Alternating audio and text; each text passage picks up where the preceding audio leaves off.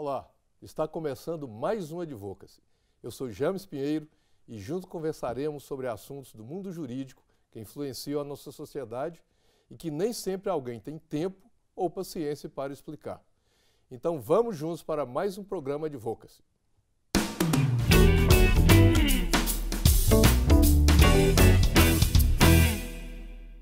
Hoje teremos a segunda parte do tema A Reforma Trabalhista.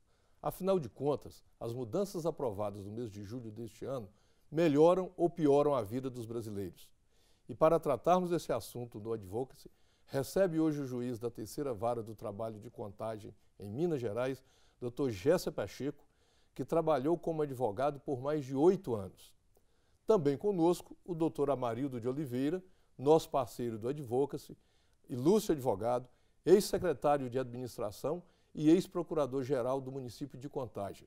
E para fechar essa nossa conversa, a doutora Aneliane Patrícia Santana, do Sindicato dos Empregados em Instituições Beneficentes, Religiosas e Filantrópicas do Estado de Minas Gerais. Doutora Aneliane é formada pela Universidade de Itaúna e pós-graduada em Direito do Trabalho pela Faculdade Pitágoras. Hoje contamos novamente com a participação da doutora Emanuela Sena, que levantou alguns pontos da reforma para discutirmos juntos com vocês. E antes, a doutora Emanuela, o que é direito do trabalho e quais pontos vamos conversar neste programa? Olá, estamos mais uma vez no programa Advocacy falando sobre o direito do trabalho, ou direito trabalhista, que são as normas que regem as relações entre empregado e empregador, os seus direitos e os deveres de cada um. Hoje focaremos num tema muito importante sobre a reforma trabalhista. Vamos falar sobre alguns pontos que trouxeram as modificações na nossa CLT. Custas processuais.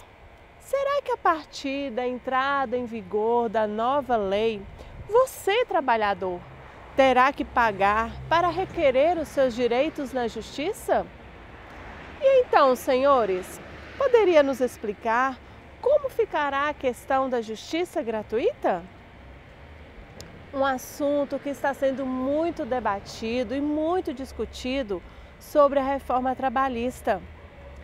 Como ficarão os direitos da mulher gestante no meio ambiente de trabalho insalubre? E quanto à amamentação? Será que foi regulamentado algum tempo específico para que as mães possam amamentar os seus filhos recém-nascidos? Então, doutor Gessa, nós estamos aí diante de duas perguntas muito bem colocadas. Uma é sobre o direito das grávidas e a questão da insalubridade do local de trabalho. O que mudou com a nova lei? O que mudou é que a empregada gestante ela pode trabalhar, ainda que em ambiente insalubre, desde que obtenha um parecer favorável de um médico. Lembrando que condição insalubre nem sempre é um produto químico, nem sempre é um agente químico que provoca a insalubridade, mas pode ser um agente físico, pode ser poeira, ruído, né? Então não é qualquer tipo de trabalho insalubre que a grávida vá se submeter. Tudo depende, evidentemente, de um laudo médico, de um parecer médico que autorize a empregada gestante a trabalhar, ainda que em local insalubre. Agora, aproveitando a questão da reforma, tem um aspecto importante sobre insalubridade, porque é comum falar, independentemente da reforma, sobre a insalubridade, tem direito à insalubridade, adicional à insalubridade. Eu vou fazer uma pergunta a mais sobre isso, que é o que determina insalubridade? Há uma norma, há uma regra, onde está escrito que um local é insalubre em grau médio, em grau máximo, enfim, o que regula isso que nós tratamos como insalubridade? Lembrando que a grávida, para trabalhar em ambiente insalubre, ela tem que ser equipada com os equipamentos de proteção, né? Tem que ser fornecida a ela os equipamentos de proteção. Que pode ser luva, pode ser capacete, pode ser óculos, mas não é um trabalho desprotegido, longe disso. A insalubridade ela é caracterizada de acordo com laudos periciais. Não somente o laudo judicial, mas laudos do Ministério do Trabalho, laudos que a própria empresa pode providenciar, com base nas chamadas normas regulamentadoras do Ministério do Trabalho. Lá em 1978, o antigo Ministério do Trabalho, o atual Ministério do Trabalho e Emprego, editou uma portaria 3.214, de 1978, né? E a partir dessa portaria foram surgindo as várias normas regulamentadoras. A norma regulamentadora da insalubridade é a norma número 15, e ela tem vários anexos.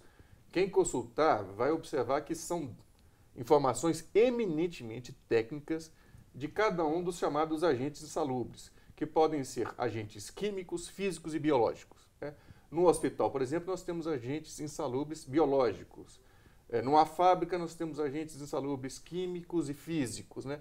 Tudo isso está lá, com inúmeras tabelas, com inúmeros dados e estatísticas, né, do que é o trabalho insalubre e o grau da insalubridade, que pode ser grau máximo, grau médio e grau mínimo, né? Ou seja, não é algo, digamos assim, que o perito imagina que seja. Tem regras específicas para seguir e concluir se tem insalubridade e em que grau. Mas em relação à reforma trabalhista, a parte que eu acho mais difícil, a que eu sou mais contra, é exatamente essa questão da gestante trabalhar em ambiente insalubre. Isso, para mim, é de uma covardia, é de uma falta de sensibilidade por parte do legislador que propôs essa reforma. Eu não sou contra toda a reforma, não.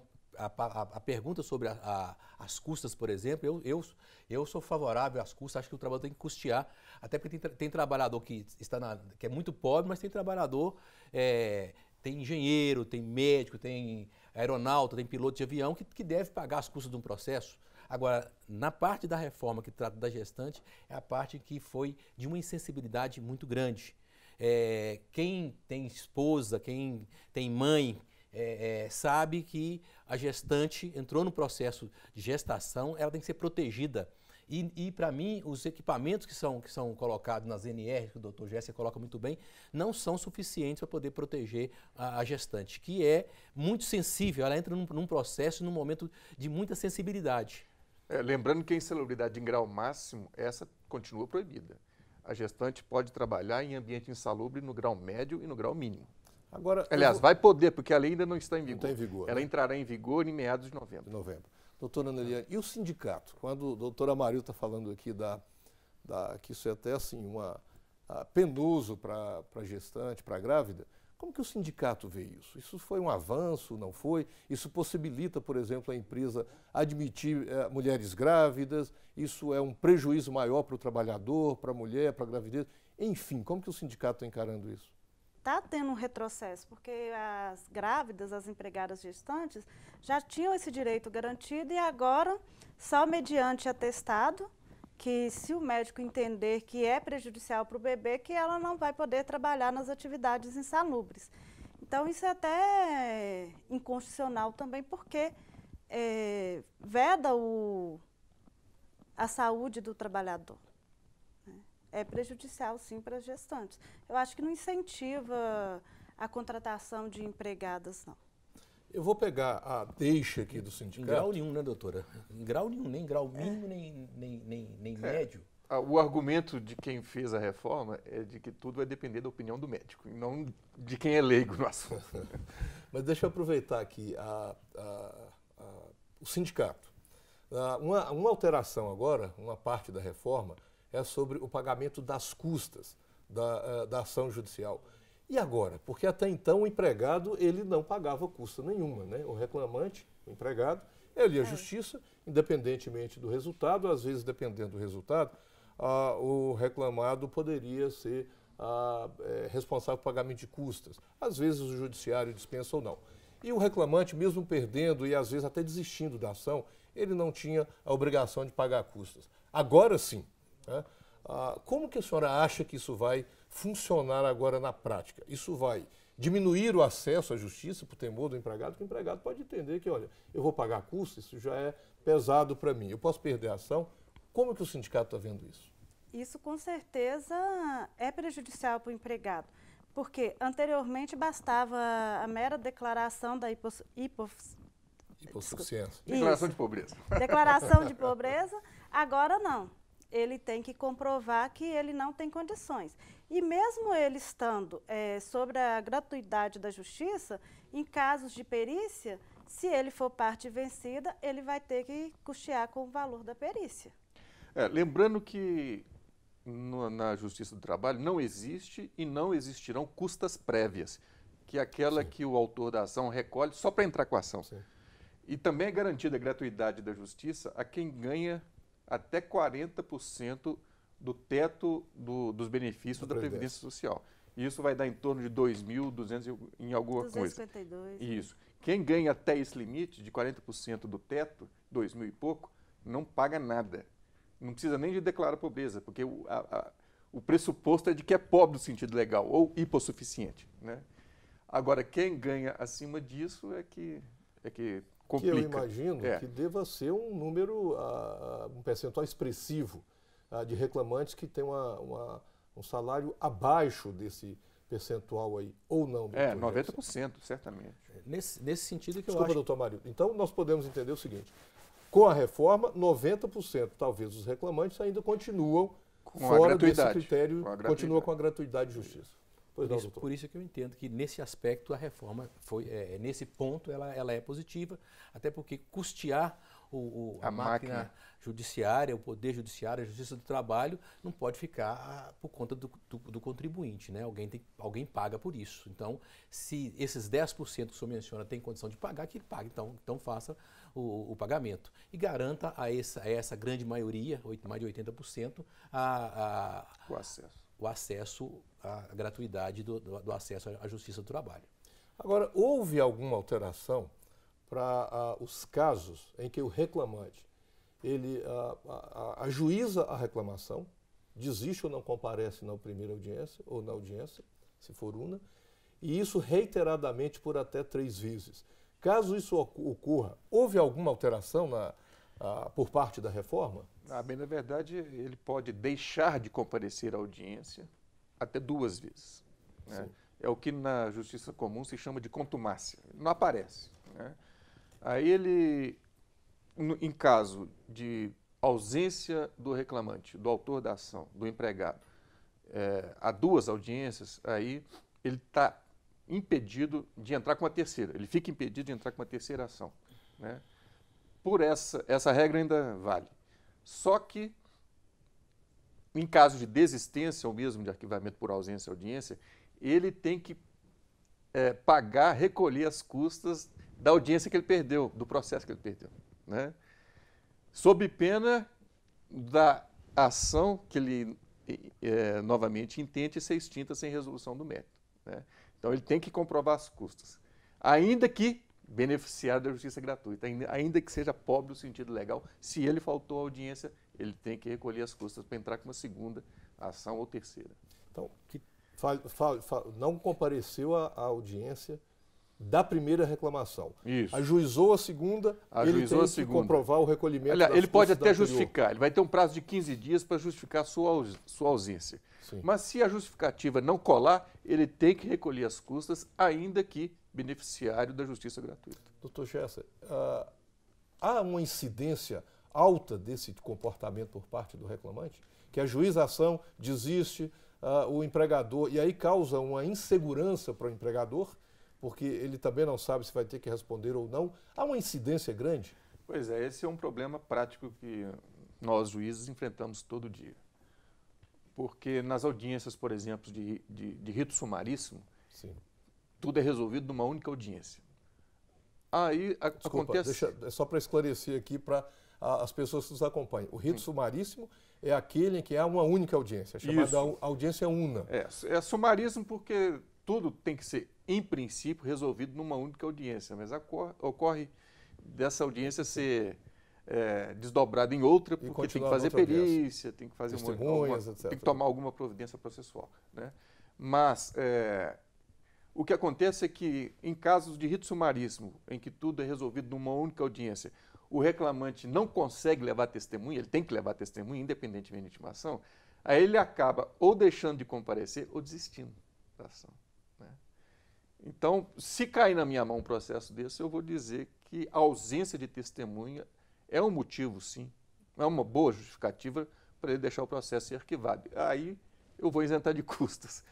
Porque, lógico, se não prova, não ganha. 90% das ações na Justiça do Trabalho versam sobre matéria fática. Eu alego um fato, a empresa nega e eu tenho que fazer a prova, né? Então, e normalmente são por testemunhas. E se não tem testemunha para fazer a prova, ele perde a ação. Doutora Maria. Não, mas a minha preocupação é exatamente essa. Abstencionismo que fala, né? Contumácia. Contumácia, abstencionismo no trabalho. A gente vê isso na saúde pública. O SUS hoje sofre muito disso, muita marcação de consulta e o paciente não comparece, o médico fica lá remunerado à toa. E o judiciário, na Justiça do Trabalho, da mesma forma. Muita audiência marcada, o juiz, a máquina judiciária toda preparada e a pessoa não comparece e um monte de processo precisando ser feito. Então, eu acho que precisa realmente moralizar essa... o custo do serviço, né? Precisa haver uma moralização, né, nessa questão. Não pode simplesmente o trabalhador vai lá, faz o reclamatório e não comparece, né? Aí todos nós volta a questão do custo que é dividido por toda a sociedade. As pessoas costumam dizer que um reclamante no processo do trabalho, ele pode no máximo não ganhar, mas perder ele nunca perde, porque nem custo você tem que recolher. Mas doutora, como é que os sindicatos veem isso? Olha, nesse aspecto eu acho que a reforma é positiva, porque a gente vê, igual o doutor Jesse falou, muitas vezes o reclamante ajuiza a ação por um motivo ou outro, deixa de comparecer. E agora com a reforma não, se ele for um caso que for plausível, justificado, ele vai ter a isenção. Agora, se deixar simplesmente de comparecer, ele vai ter as penalidades. Então, esse aspecto foi importante. Bom, vamos fazer uma pausa para o nosso café e já já nós voltamos.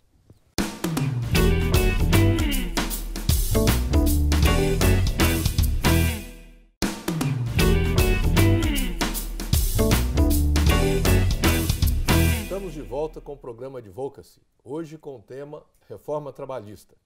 E lembrando, se você tem dúvidas, sugestões e elogios, envie uma mensagem para o número 31 98 027 0984. E neste bloco vamos trabalhar mais temas da reforma trabalhista. Doutora Emanuela, quais outros assuntos que a pesquisa identificou? 2 assuntos muito importantes para você, trabalhador, que sofreram modificações. Vamos falar sobre o tempo à disposição e sobre as horas in itinere. Mas o que são horas in itinere? É aquele tempo que você, trabalhador, desloca da sua casa até o seu ambiente de trabalho, seja de ida, seja de volta, através de um transporte fornecido pelo seu empregador. Isso porque o seu local de trabalho é de difícil acesso e não há um transporte público regular até lá. E então, senhores, poderia nos informar quais as inovações nesses 2 temas? O tempo à disposição e as horas in itinere. Uma palavrinha, súmula. Súmulas são resumos de decisões reiteradas ou repetitivas do Poder Judiciário. O Poder Judiciário Trabalhista tem total autonomia para poder editar súmulas. Mas e com a reforma trabalhista? Houve alguma mudança nesse sentido? Se sim, isso é bom ou ruim? Muito bem, estamos de volta e vamos ouvir a doutora Neliane sobre tempo à disposição e as chamadas horas in itinere. Do que se trata e como fica isso agora, doutora? O tempo à disposição é o tempo que o empregado está à disposição do empregador, que a partir da reforma, a troca de uniforme não vai ser mais considerado tempo à disposição do empregador, porque antes era considerado, agora não vai ser mais. As horas itinerantes, antes era obrigatório o pagamento dessas horas. Agora, pela reforma, somente se tiver previsão em acordo ou convenção coletiva, o que dificulta muito para o empregado. Bom, mas então significa que o empregado tem que chegar, trocar de roupa, antes do início da sua jornada diária. Sim. E não mais depois, digamos, muito comumente. Não depois que ele bateu o ponto, é que ele vai trocar de roupa para começar a trabalhar. Isso. Tem que fazer isso antes. Isso. Ok? Ok. Doutor Gesser. Esses chamados atos preparatórios, né? Chegar, trocar de roupa no vestiário, pegar os equipamentos de proteção, tomar café, né? Ginástica laboral, que também muitas empresas usam, né? De exigir que o empregado faça algum tipo de exercício físico para somente depois começar a trabalhar. Esse tempo, a partir de novembro desse ano, vai ser desconsiderado, não integra mais a jornada de trabalho. Atualmente, sim, né? Por conta do artigo 4º da CLT, que diz que o empregado, estando no ambiente de trabalho à disposição do empregador, esse tempo já é considerado como integrante da jornada de trabalho.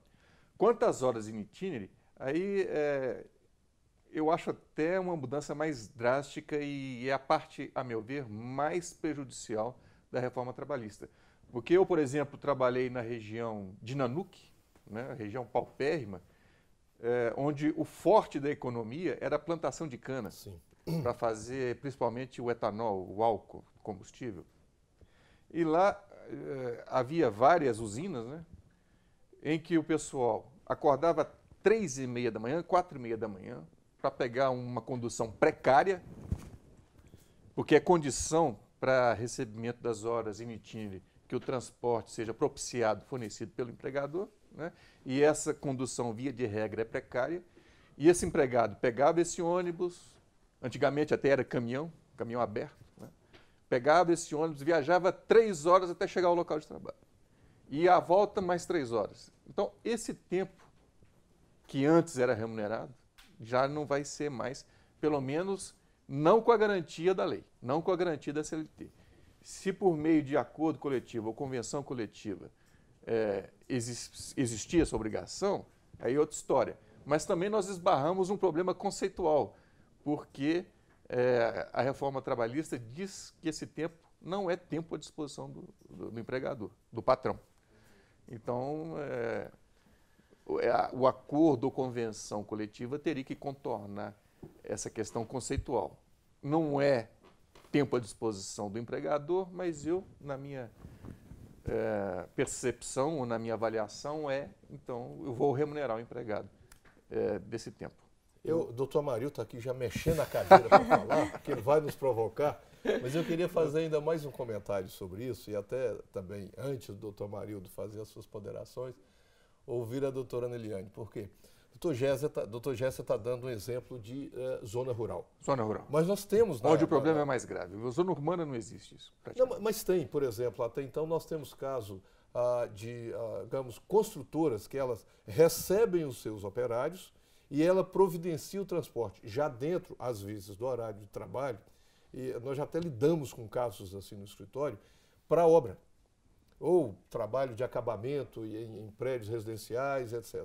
E isso já ficava dentro do horário de trabalho, quer dizer, às 7 horas da manhã, todo mundo na empresa e o carro da empresa fazia esse transporte. Isso não é incomum, por exemplo, de muitas vezes, se a obra a construção na zona sul de Belo Horizonte e às vezes a empresa está instalada na região norte ou mesmo em alguma cidade da região metropolitana. Há um deslocamento relativamente longo de tempo até ali. Ou seja, a partir de agora nós vamos entender que esse deslocamento não mais está dentro da jornada diária, correto?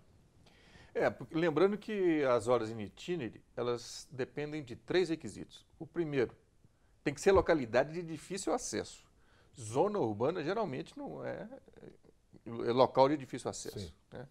Segundo, tem que ser local não servido por transporte público regular. Se tiver linha de ônibus, né, já descaracteriza esse requisito. E o terceiro é o empregador fornecer o transporte, ele bancar o transporte, né? A ausência de um desses requisitos desnatura as horas de nitinha. Então, doutora, com isso não haverá prejuízos? O que é muito prejudicial para o empregado, porque mesmo em região urbana, tem muitos casos, igual eu vejo mesmo a Fiat, ela está numa região urbana, mas ela não dá outro meio de transporte para o empregado, tem que ir para o transporte próprio da empresa. Então, determinado horário, o empregado que mora lá em Neves, 5 horas da manhã, ele tem que estar no local para poder pegar, ele não tem outra opção. Então, isso com a reforma ele fica prejudicial, porque ele fica limitado àquele transporte. Mas empregado da Fiat não recebe horas de nitilha nem na justiça, não é reconhecido isso. É exatamente pelo requisito de ser servido por transporte público regular. De não ser localidade de difícil acesso. Agora, eu já advoguei em situações na região metropolitana, conheço situações nas mineradoras que estão em volta da região metropolitana, que o trabalhador não tem transporte público. Ele demora, às vezes, 40 a 1 hora para poder chegar no local de trabalho, depois que ele chega na empresa, se coloca à disposição. Então, eu acho que a reforma, nesse aspecto, ela foi muito ruim e prejudicial aos trabalhadores. 880, 1 hora pode tudo, agora não pode nada.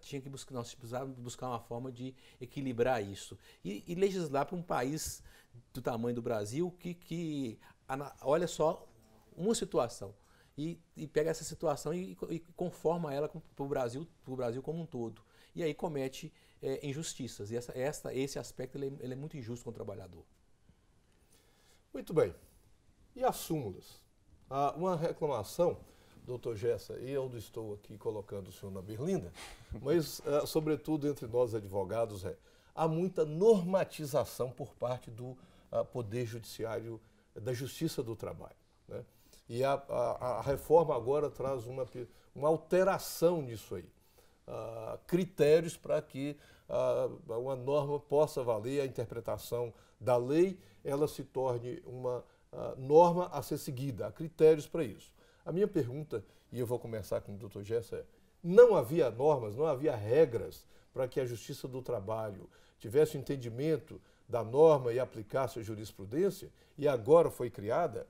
E aí, para os colegas aqui advogados, como que vocês acham isso? Isso vai facilitar a Justiça do Trabalho, a advocacia, o entendimento por parte não só do advogado, mas também do empregado, do reclamante, de que norma ou que regra que se aplica ao seu caso específico? Esse é um assunto interessantíssimo que demandaria um congresso inteiro de uma semana ou mais. Porque, no fundo, o que está por trás dessa discussão é a questão da liberdade de interpretação. Isso o judiciário tem que ter, né? Inclusive, já que estamos aqui no ambiente cristão, é bom que a gente tenha em mente que muito da exegese, da hermenêutica bíblica foram transpostas, muito disso foi transposto para as ciências jurídicas, para o meio jurídico, né? Então, assim como Lutero falou que o cristão tem o direito ao livre exame das Escrituras, né? Nós, do Judiciário, nos damos ao direito, e é um direito consagrado na Constituição, o direito de interpretar o texto normativo, seja ele a Constituição, seja as leis ordinárias, sejam os decretos, né? Com alguma liberdade, né? E aí veio a reforma trabalhista dizendo o seguinte: não, o TST, que é quem edita as súmulas, né?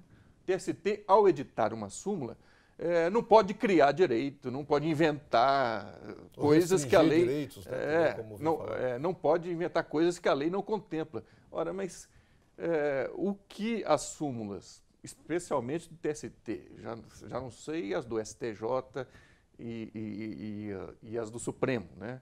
Mas as do TST, Tribunal Superior do Trabalho, elas são exclusivamente decorrentes da interpretação da norma, né? Porque é o seguinte, o sistema é piramidal. O juiz de primeiro grau, ele tem a sua interpretação. Aí vai para o Tribunal Regional, que aí, como os julgamentos são em turmas, né, são julgamentos colegiados, aí pode haver divergência, vários entendimentos. Aí, esses vários entendimentos, essas várias interpretações passam pelo voto. Quem ganha, a tese que ganha é aquela que foi a mais votada. E quando vai para os tribunais superiores, de um modo geral, né, aí a votação já está quase em última instância, né? E a interpretação que vale é a interpretação dos tribunais superiores, né? E ao editar a súmula, o tribunal está sinalizando, melhor dizendo, para as instâncias inferiores. Olha, se esse tipo de matéria voltar para cá, sim, bater aqui de novo, nós vamos decidir dessa forma, como já decidimos em outras oportunidades, né? Então, por isso que existem as súmulas, né? Para orientar, para sinalizar para as instâncias inferiores como é que o Tribunal Superior interpreta uma norma ou até mesmo uma situação fática. Ok. E os advogados, o que pensam disso? Doutores? Olha, eu condeno esse ativismo do judiciário que, além de interpretar, começa a legislar.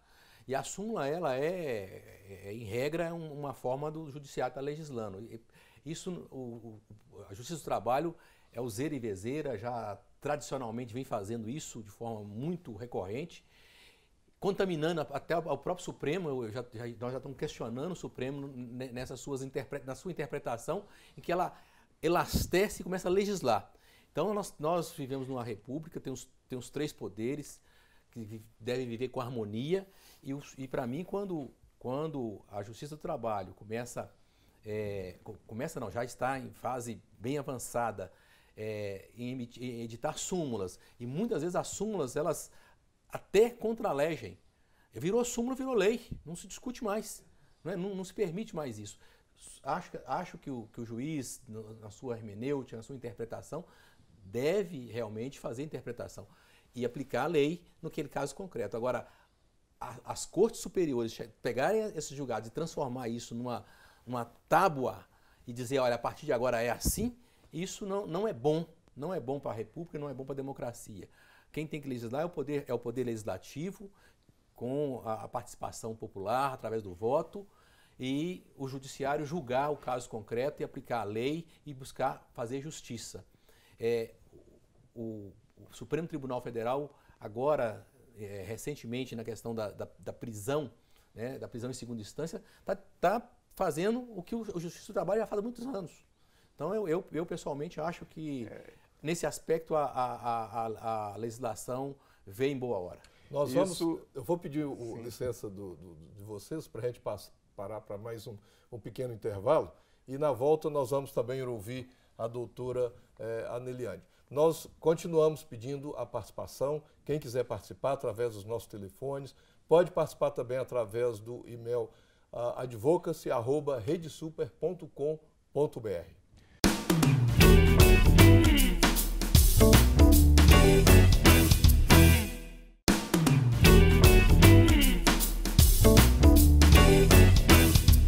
O programa Advocacy está de volta, conversando sobre o tema Reforma Trabalhista, com a presença do advogado Amarildo de Oliveira, advogado, ex-procurador-geral do município de Contagem.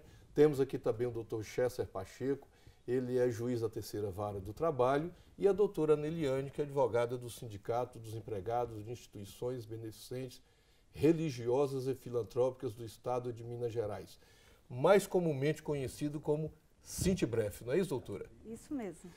Do bloco anterior, nós deixamos uma questão aqui, interrompemos a fala do doutor Amarildo. Alguma consideração a mais, doutor Amarildo? Não. Então vamos, doutora Aneliane, sobre a súmula. A gente vê assim que tem súmulas que realmente são um verdadeiro disparate com a legislação, totalmente contra o que a lei prevê. E não cabe discussão, chega nos tribunais, aquela matéria já está decidida.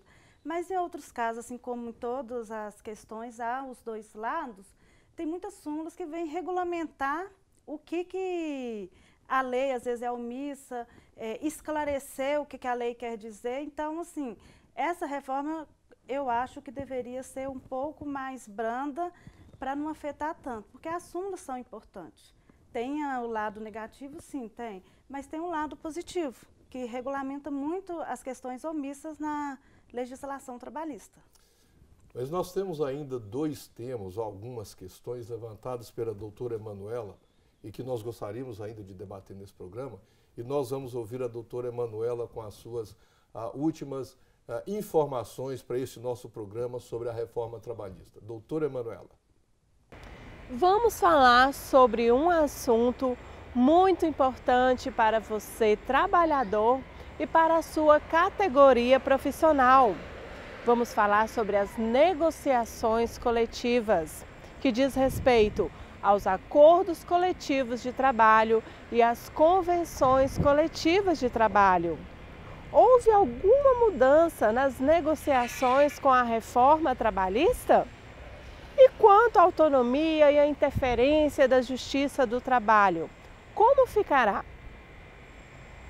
A partir de agora, você, empregador, e você, trabalhador, poderão sentar juntos, conversar sobre e acordar sobre alguns pontos relativos ao contrato de trabalho, inclusive sobre a demissão. Então, há algumas limitações nesse sentido. O que pode e o que não pode ser negociado. Será que vai haver perda de direitos? Doutora Marilda, afinal de contas, negociado e legislado agora com essa reforma, isso é bom ou é ruim? Eu vejo que é muito ruim. Essa reforma ela avança, empurra o Brasil para a construção do Estado liberal, extremamente liberal, tentando considerar que as forças estivessem no mesmo patamar em condição de igualdade de negociar. De um lado, a reforma vem, retira a contribuição do sindicato, enfraquece o sindicato e depois, com o sindicato fraco, diz agora vai lá, sindicato fraco, sem força, sem poder, e vai negociar agora com as empresas, com o sindicato dos empresários. Isto é, para mim, no meu ponto de vista, isso é muito ruim. E colocar o negociado nessa condição em relação à lei, acima da lei, isso para mim é mais absurdo ainda. Isso é o avanço, é empurrar efetivamente o Brasil para o Estado liberal. E empurrar também o Poder Judiciário, a Justiça do Trabalho, que é uma justiça que presta um grande serviço nesse papel de igualar as forças produtivas do país, trabalhadores e empresários, empurrar a justiça, afastar a justiça dessa relação. Isso para mim é prejudicial. A senhora acha que isso ocorre mesmo, ou vai ocorrer, por exemplo? Nós falamos aqui no programa anterior sobre a contribuição que deixa de ser obrigatória. Então, de uma certa forma, avalia-se que ela não vai alterar tanto a vida dos sindicatos. Mas, com esse outro ponto agora de que se negocia, isso pode prevalecer sobre o que está na norma. Isso realmente é desvantajoso para o empregado, doutora? Isso, com certeza, é desvantajoso para o empregado, porque é de tratar de forma igual trabalhador e empregador, numa relação que a gente sabe que o empregado sempre é a parte mais frágil, mais fraca de uma relação. E, principalmente, pela reforma, hoje os sindicatos atuam para buscar melhorias para os empregados, porque já tem um mínimo previsto em lei. Agora, com a reforma, os sindicatos vão ter que trabalhar para conseguir o mínimo necessário que o empregado precisa, que anteriormente já tinha previsão legal. Então, essa reforma veio como um retrocesso para os empregados. Doutor Gessa, por outro lado, da forma como está proposto aí, aliás, já está aprovado, né? Só falta entrar em vigor em novembro. O senhor também avalia, ou talvez o próprio judiciário, não sei se já tem essa avaliação, isso diminui a importância da Justiça do Trabalho nas relações? Isso tirou um pouco a autonomia da Justiça do Trabalho? Certamente, essa parte da reforma é uma das mais prejudiciais. Porque nós sempre entendemos, até aqui pelo menos, a CLT, as leis trabalhistas, como um patamar mínimo, que a doutrina chama de patamar mínimo civilizatório. Quer dizer, A negociação coletiva tem que ocorrer, mas dali para cima, não dali para baixo, né? Então, a negociação coletiva é como um elevador que, a partir de uma base, elevasse os direitos do trabalhador e não reduzisse. Agora, o paradoxal disso tudo é que a própria lei está se permitindo ser flexibilizada, ser quebrada, né? Então, quando o acordado está acima do legislado, o legislado fica débil, a lei fica frágil, fica fraca, né? E certamente com uma influência liberal muito forte, de autonomia da vontade do indivíduo, das partes contratantes, empregado e empregador, em detrimento da negociação coletiva.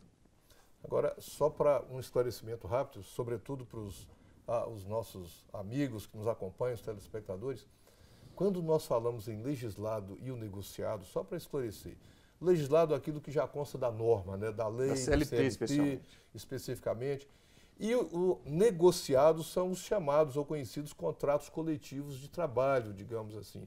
Nós temos as convenções coletivas de trabalho, aquela que o sindicato patronal firma com o sindicato dos empregados, ou um acordo coletivo, que é aquela que uma empresa especificamente ela firma um contrato com o sindicato dos empregados. Então, a partir de agora, o que nós podemos dizer é essa convenção ou esse acordo pode trazer alguma norma, algum direito a mais ou a menos do que está na lei. Seria isso?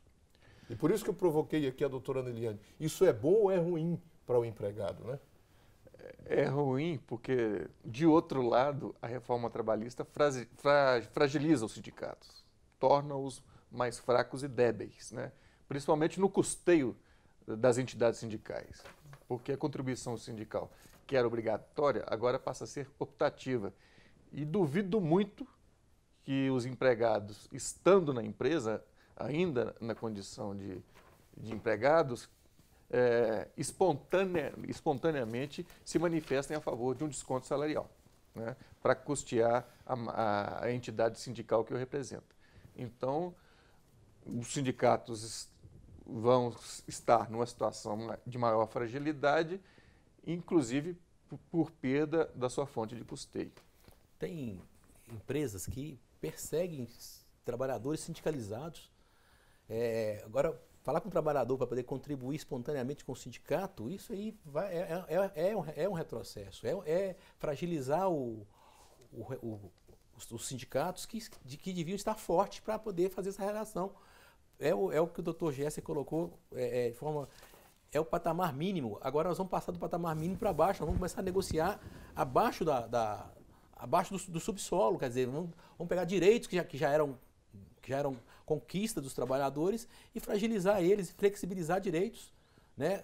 Horas extras, vai depender de cada situação, mas para mim é a parte pior da reforma trabalhista, é essa parte aí em que fragiliza o sindicato de um lado e depois coloca o sindicato para poder negociar com os representantes das empresas numa condição muito superior.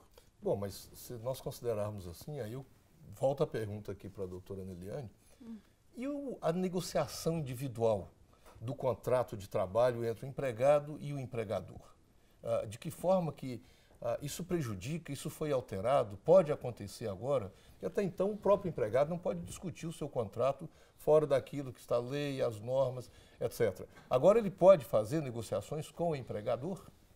Essa é uma parte que foi muito prejudicial para o empregado. Falar que o empregado pode chegar juntamente com o seu empregador e negociar o seu contrato de trabalho, a gente sabe que na realidade não é isso que acontece, vai prevalecer a vontade do empregador. Hoje, nós temos, para quem trabalha acima de 6 horas, no mínimo 1 hora de descanso. Com a reforma, pode ser negociado de 30 minutos. Hoje, a carga horária máxima permitida é 8 horas diárias, no máximo 2 extras diárias. Com a reforma, pode-se trabalhar até 12 horas. E pode combinar que o empregado, ele não vai ter um valor específico para receber no final do mês, que vai ser de acordo às horas trabalhadas, os dias trabalhados, conforme a vontade do empregador. Então, deixa o empregado, que é parte fragilizada, mais fragilizada ainda com essa reforma. É muito prejudicial para o empregado. Doutor Gesser, o senhor como vê isso? Porque é colocado que na relação o empregado é uma parte mais frágil para discutir as condições do contrato de trabalho. O senhor acha que até por causa da nossa cultura isso realmente vai trazer prejuízo? O contrato de trabalho, mais especificamente o contrato de emprego, né, que é aquele com carteira assinada, a bem da verdade nunca foi negociado. É o que no direito civil a gente chama de contrato de adesão. Tá aqui, o contrato você assina e ponto final, né? O que garante uma melhora das condições de trabalho é justamente a negociação coletiva. E essa, volto a dizer, ficou muito fragilizada, né, com a quebra da fonte de custeio, da principal fonte de custeio dos sindicatos, que é a contribuição sindical. Porque se depender de mensalidade de associado, nenhum sindicato vai sobreviver, né? E talvez a solução seja os sindicatos se agruparem, né, tornando sindicatos estaduais, né, por cada categoria. Eu não sei como isso vai ficar. Agora, hoje mesmo eu estive com um diretor de sindicato, de trabalhadores, e eles me garantiram que o Temer vai soltar uma medida provisória nos próximos dias para restabelecer a contribuição sindical obrigatória. Eles estão contando com isso.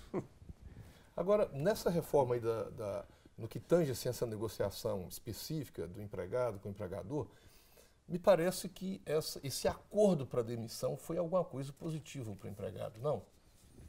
Eu não vejo como forma positiva para o empregado, não. Ele vai chegar numa mesa para negociar um direito que às vezes ele nem tem conhecimento do que realmente ele tem.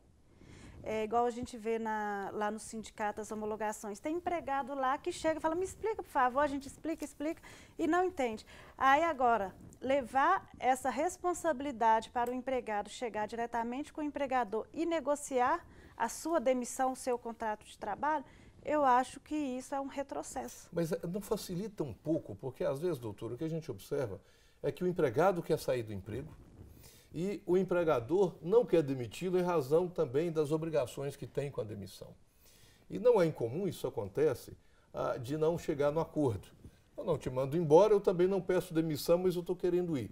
Não facilitaria a vida, digamos, mesmo que ele perca 50%, se ele tiver que, do aviso prévio nas condições da lei e até da multa do FGTS, mas ainda assim não seria vantajoso para o empregado?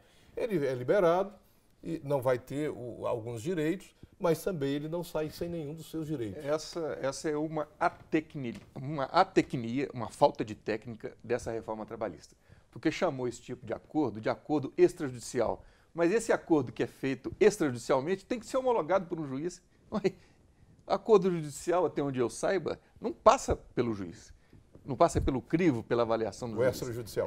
E lá chama de acordo extrajudicial, que as partes podem fazer fora do juízo, mas depois tem que mandar para o juiz para ele apreciar e talvez homologar.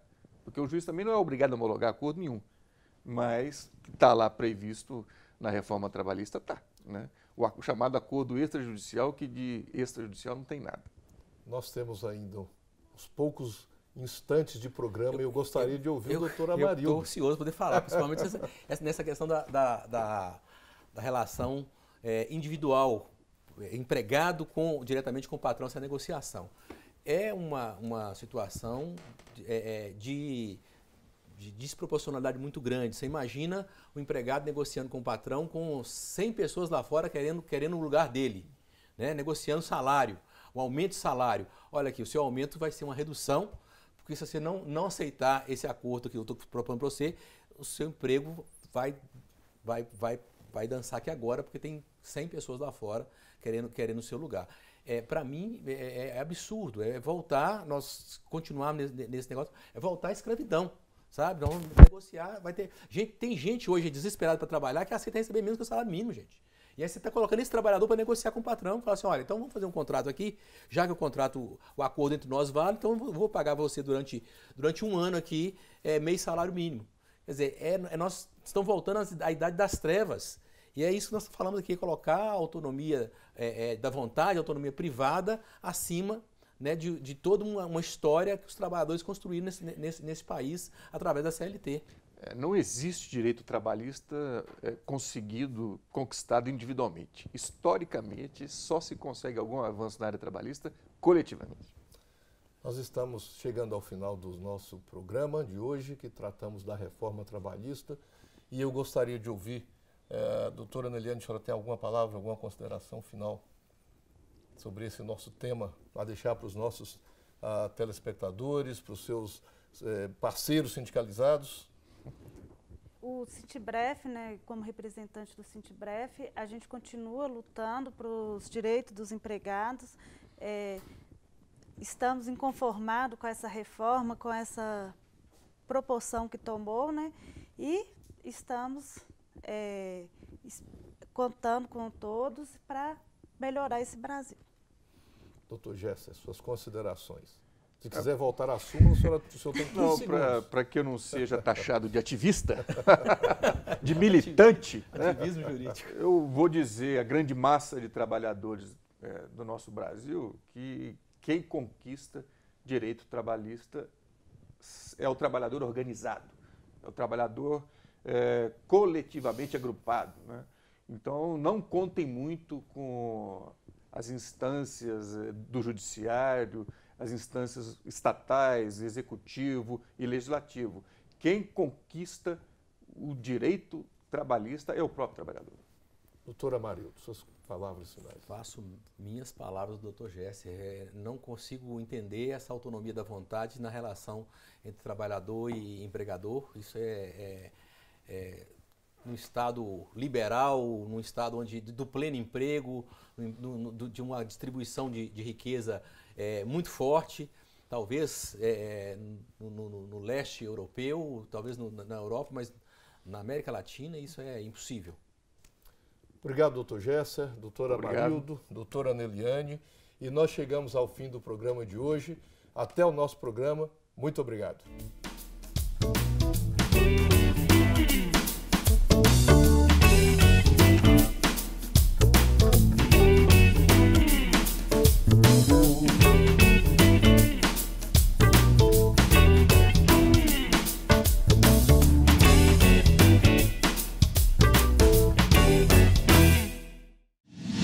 Para receber todas as novidades do canal, inscreva-se e, se curtir o vídeo, clique em gostei.